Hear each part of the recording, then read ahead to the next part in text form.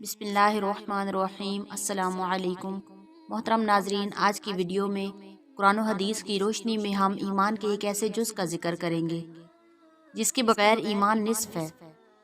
جس طرح حدیث پاک میں ہے، الحیاء شعبۃ من الایمان، حیا ایمان کا حصہ ہے۔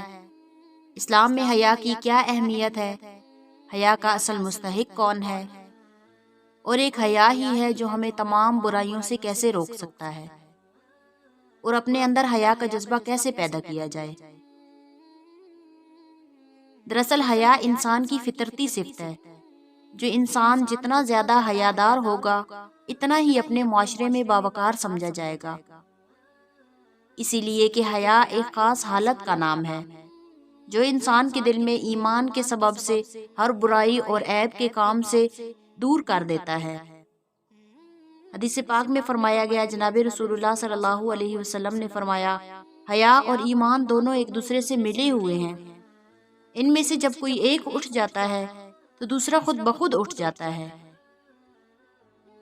بے حیائی جب بھی کسی میں ہوگی تو اسے عیبدار بنا دے گی، اور حیا جب بھی کسی میں ہوگا اسے مزین اور خوبصورت ہی کر دے گا۔ نبی پاک صلی اللہ علیہ وسلم نے فرمایا، اللہ تعالیٰ جب کسی بندہ کو ہلاک کرنے کا ارادہ فرماتے ہیں تو اس سے حیا کی صفت چھین لیتے ہیں، پس جب اس سے حیا نکل جاتی ہے تو وہ خود بخود بغض رکھنے والا اور دوسروں کی نظر میں مبغوض ہو جاتا ہے۔ پھر جب وہ بغیض اور مبغوض ہو جاتا ہے تو اس سے امانت نکل جاتی ہے۔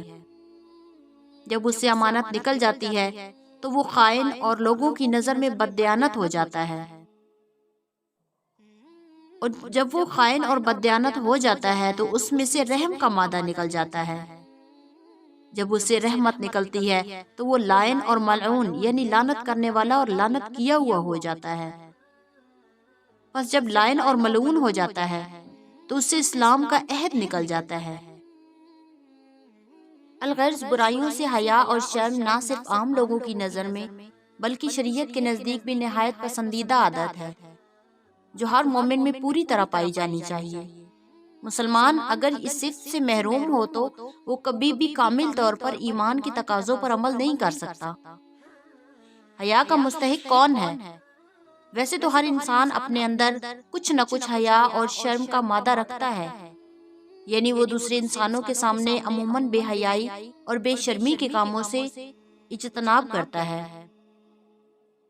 اور اپنی بے عزتی کے خیال سے بہت سے لوگوں کے سامنے برسرعام برائی کرنے سے بچا رہتا ہے۔ مگر شریعت اسلام میں حیا سے مراد محض انسانوں سے حیا نہیں، بلکہ اسلام اپنے ماننے والوں کو اللہ علیم و خبیر سے شرم کرنے کی تلقین فرماتا ہے، جو ظاہر و پوشیدہ، حاضر و غائب ہر چیز کو اچھی طرح جاننے والا ہے۔ اس سے شرم کرنے کا تقاضا یہ ہے کہ جو فعل بھی اس کی نظر میں برا ہو اسے کبھی کسی حال میں ہرگز نہ کیا جائے، اور اپنے تمام اعضاء و جوارح کو اس کا پابند بنایا جائے۔ ان سے کسی بھی ایسے کام کا صدور نہ ہو جو اللہ تعالیٰ سے شرمانے کے تقاضے کے خلاف ہو۔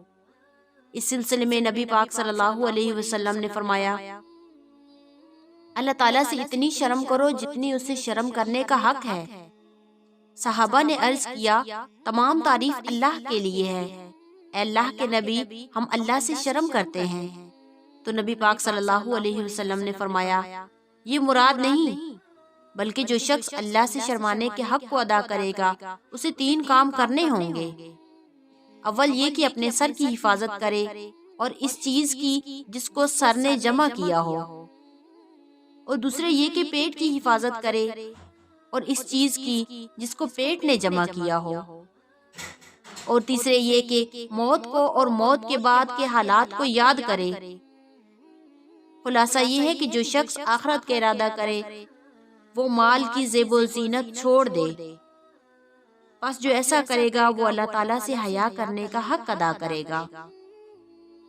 اس حدیث سے واضح معلوم ہو گیا کہ اللہ سے حیا کرنا ضروری ہے، اور اس کے لیے محض زبانی دعویٰ کافی نہیں، بلکہ اپنے جسم و روح اور خواہشات کو اطاعت خداوندی کے رنگ میں رنگنا اور ہر حال میں اللہ کی بندگی کا خیال رکھنا ضروری اور لازم ہے۔ اب سوال یہ پیدا ہوتا ہے کہ اللہ تعالیٰ سے حیا کا جذبہ کیسے پیدا کیا جائے؟ ہمیں اولاً اللہ تعالیٰ کی ان نعمتوں اور بے حساب نعمتوں کو یاد رکھنا چاہیے جو ہم پر ہر وقت بارش کی طرح برستی ہیں۔ پھر یہ دیکھنا چاہیے کہ ہم ان نعمتوں کا کیا حق ادا کر رہے ہیں اور ہم سے کتنی کوتاہیاں ہو رہی ہیں۔ اس استحسار سے خود بخود ہمیں احساس ہوگا کہ ہمارے لیے کوئی بھی ایسا کام کرنا ہرگز مناسب نہیں جس سے ہمارے عظیم محسن کو ناگواری ہوتی ہے اور اس کی نعمتوں کی ناقدری لازم آتی ہو۔ اسی احساس کا نام حیا ہے جو مومن کی اہم ترین امتیازی صفت ہے۔ اللہ رب العزت سے دعا ہے کہ امت کے ہر فرد کو صفت حیا سے مالا مال فرما دے۔ آمین یا رب العالمین، واللہ اعلم۔